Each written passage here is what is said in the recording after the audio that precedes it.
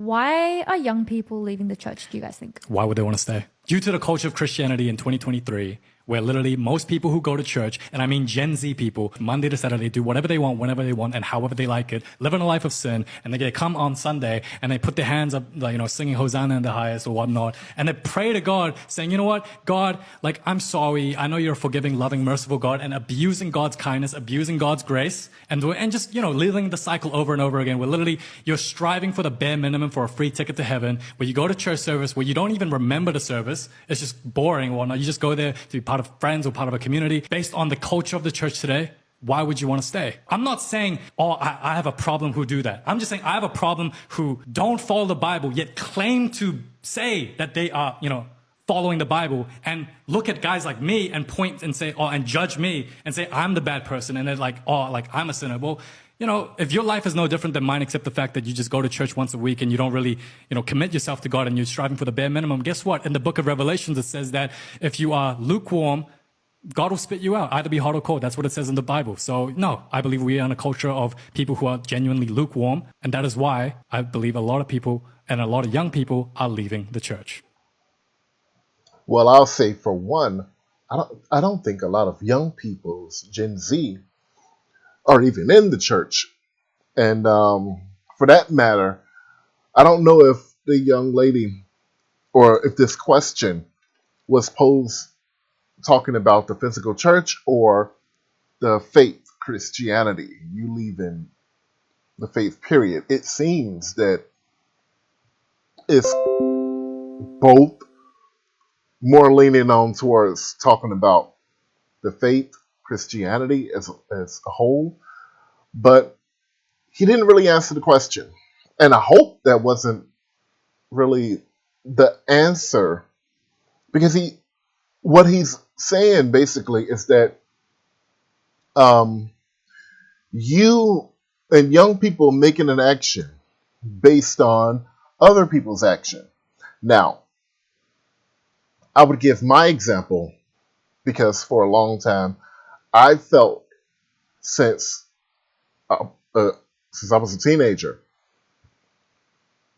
I didn't want to be in the church because um, the churches I grew up in, it was just like what he named, what he described, with a lot of people living life 6 days out of the week for the world.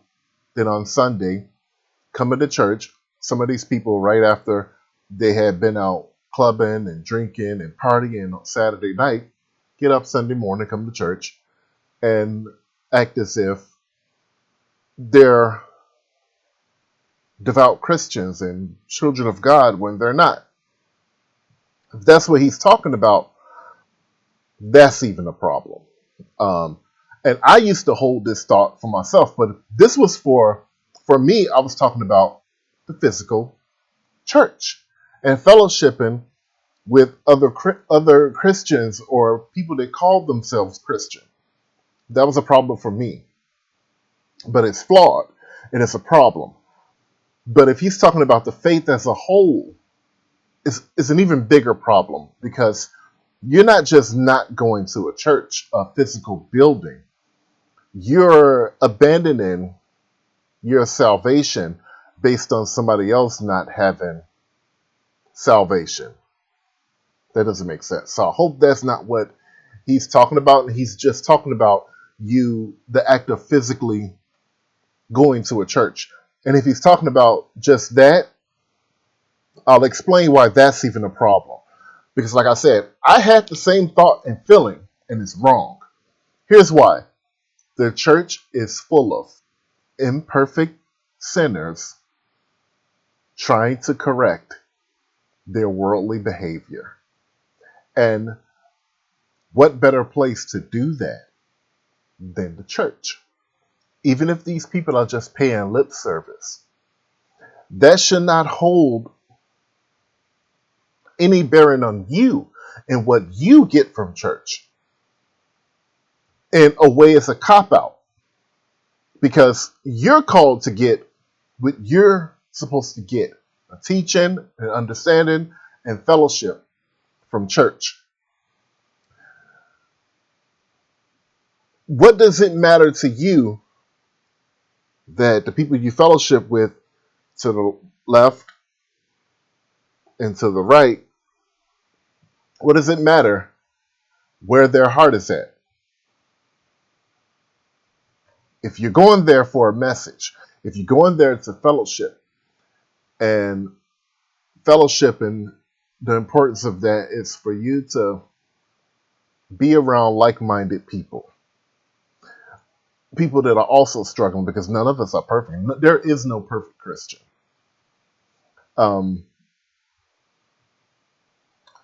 Why should that bother you and your walk and what you're supposed to get from church and fellowship? It should. And that whole thought, that mindset of you got imperfect people that to you are living this imperfect life, this life in the world, 6 days out of the week, and on the seventh day you come to church and thinking that's going to erase it. Well, here's the thing. While we're called to judge other Christians, you can't judge somebody's heart and their walk. That you're not supposed to do. It's not up to you to do, because that part has no bearing on you. That part is really, I don't want to say none of your business, but that it really isn't. That part is between that person and God, because only God sees that person's heart. You can't look at that person and say you're not a true Christian because of their walk. It may not look like on the surface that somebody isn't a true Christian, and that's legit. They don't look like it, but that's not for you to make that call. You can call your brother and sister on imperfections and wrongdoing all day long, but you are not to call somebody on their walk and their heart and what their relationship is with God.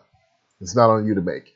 And I would hope a person isn't making a judgment on their salvation based on other people's walk. I hope what I said was clear. I hope that somebody else watching this, or this young man, if you ever see my response, I hope it's clear. I hope the audience hear what I'm saying. They can relate, because it's a bit concerning. But I just wanted to give a quick comment on this, even though it wasn't that quick. I've seen it, wanted to speak on it. So with that said, I'll end this video here. If you like the video and agree with what I'm saying, or even if you don't agree, hit the like button. If you loved it, hit the subscribe button. If you want to discuss it, leave me a comment below in the comment section. And that's it for now. Peace.